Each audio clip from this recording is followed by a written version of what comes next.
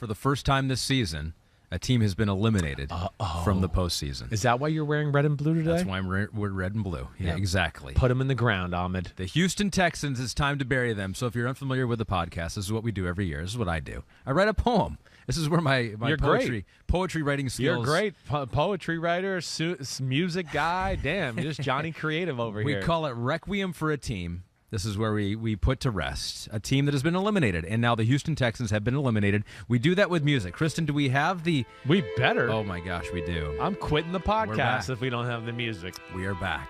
We're back. Shh. Pay your respects. Here lie the Houston Texans. It's a team that had too little brawn. Their hope of a playoff spot is gone. They're at the back of the pack. They need a new quarterback. But at least they don't have to root for Deshaun, right? There are a silver lining. Well done there. Well done. Very good. Time for Requiem for a team. The Chicago Bears are dead. Cue the music. Look at it. He's as juiced up as I've seen him for one right here. He's sitting up straight. He fixed his glasses. Oh, my gosh. He's ready. This is 2 hours into the pod, too, and this is as lively as I've been. Here lie the Chicago Bears. It's a team that did not win enough wars on the field, giving up too many scores. But Justin Fields was quite slick, handing out presents like St. Nick, throwing the football to both his team and yours. You took a shot at him no matter what, I did. I had to. I complimented him, and then I brought him back down to earth. But Chicago Bears, you're done. Better luck next year. Actually, no, worse luck next year. I hope you never make the playoffs again. But the Arizona Cardinals are done, and so we lay them to rest. The best way we know how. Poor little birdies. With this music and Requiem for a team. Now, it sucks that Kyler's hurt. I hope he comes back healthy next year. Me too. But Kyler is in this ending poem because he has to be. He's a big part of the team. Of course he is. It's a franchise. Here lie the Arizona Cardinals. The season ends with a massive thud. Kyler and Cliff certainly have bad blood. It's becoming a theme like the Spider-Man meme, pointing, shouting, "No, you are the dud." You are, not me, you, Kyler, Cliff, pointing at each other. Yes. Who's the problem there? It's Kyler hasn't been great, but you can say that Cliff hasn't put him in the positions to succeed. And can he be a franchise quarterback? Can he be a leader like that? There are some questions this offseason. I think so. Most of which now, can Kyler get back healthy? All right, here lie the Atlanta Falcons. Goodbye, Falcons. Those saying quarterback was an issue weren't lying. Failures from the rookie and the Hawaiian. But never fear, the answer is clear. Resurrect the old bones of Matt Ryan. Bring him back. It was better with Matt Ryan. That's a good one, too. A rookie and a Wookiee. I threw a Wookiee in there. The Wookiee. I like the Wookiee talk there. I don't think they'd been much better with Matt Ryan. It's hard to say. Maybe worse. Maybe worse, I know, right? Here lie the Cleveland Browns. The year went immediately off track, with an off-season move getting flack. Browns fans, have another beer, because even a Russian named Vladimir would have been a more likable quarterback. Whoa! Well, I'm just saying, it's been a tough year for the Cleveland. That's controversial and is shocking. Man, look at this shock jock over here making comments like that. Not one of the more likable ones at this point. I've never heard Ahmed go that controversial right there. I kept it clean. He kept it clean. He's not that likable. I'm not saying anything that's not. If Vladimir Putin was your quarterback, it'd be less controversial. Well, maybe. It's been a dicey year. Let's just say it's been a dicey year for the Cleveland Browns. Double-digit losses, 3-10, and they are officially eliminated from the postseason. You know what that means. The one team this week, and so... Only one team this week. Yeah, that was it. Damn. That was it. So it is time to lay them to rest. And we'll do it right now, since we're talking about the Denver Broncos. When did you start to write this? Did you write it this morning? Did you write it last night as soon as they died? Sunday morning. Sunday morning. I was like, I anticipated it. You anticipated a loss. Oh, yeah. Look at you, the Oracle. You saw the Chiefs are going to beat the Broncos. That's what they do. It's like newspapers with obits. They got those things written and ready to go.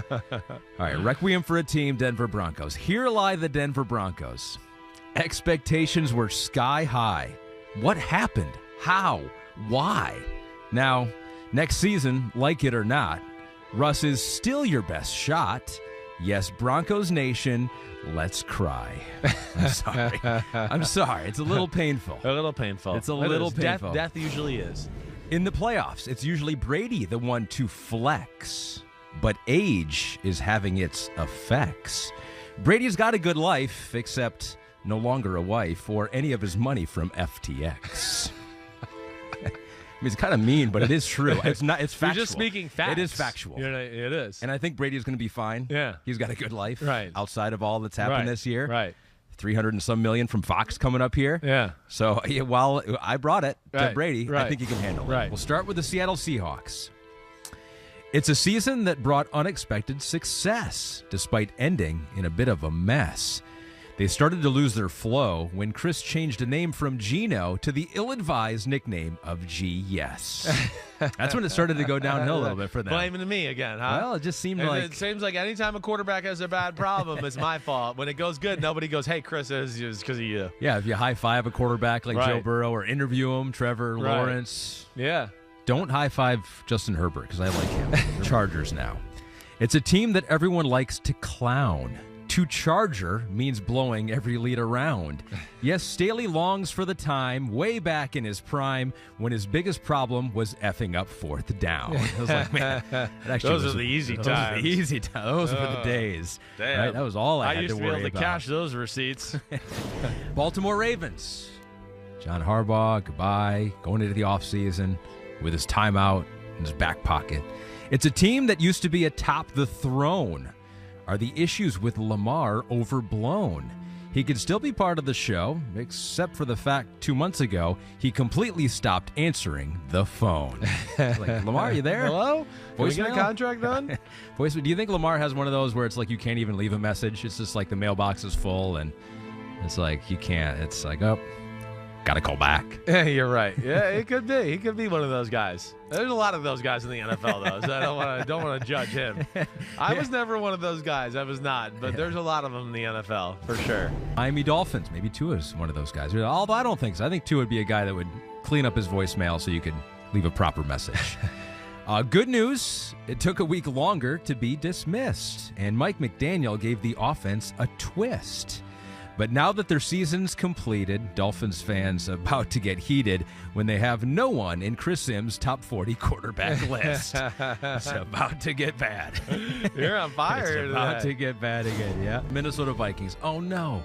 Bye-bye, the Minnesota. 13-win Minnesota Vikings. G-Man. Their season went up in flames. I'd understand their fans calling them names.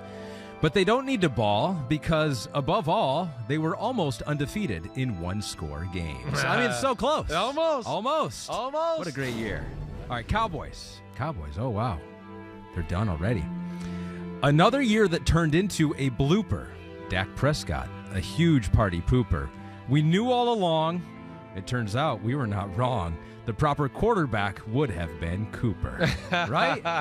They were right. Look at you. You're just like a social media asshole now. Look at you. Everyone was right. Yeah, that's right. Gone with Cooper Rush. Cooper. Jacksonville Jaguars. Wow.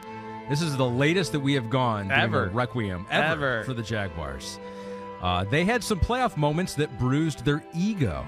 4 interceptions and a half. Holy Toledo. But there's good news still. No longer can Jackson DeVille disturb us in that weird little Speedo. That's over. That's right. That's good. That's over. You don't need to see that disturbing sight anymore. And the Buffalo Bills. This is a shocker. We thought that they would be playing on into the weekend and then maybe into the Super Bowl. Yes, 17 picks. That's how many Josh threw his season at times, going askew. But don't get it twisted, as Chris has insisted. He'll always be our boy Blue. Doesn't even matter. That was a hard one yesterday. This is from Pete. Dave Gettleman left them a mess, but Brian Daboll cleaned it up best. Will Daniel Jones be back? He'd get more love than Zach if he decided to go to the Jets. That probably is true.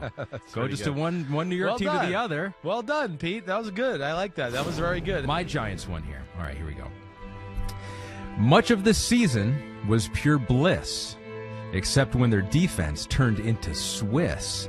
When the Giant season ends, you need to check on your friends. Yes, pour one out for Pete, Morgan, and Chris. Pour one out for you guys. Well done. Pour one out. The Cincinnati Bengals. How their season ended was a shame. There were some iffy calls they could claim.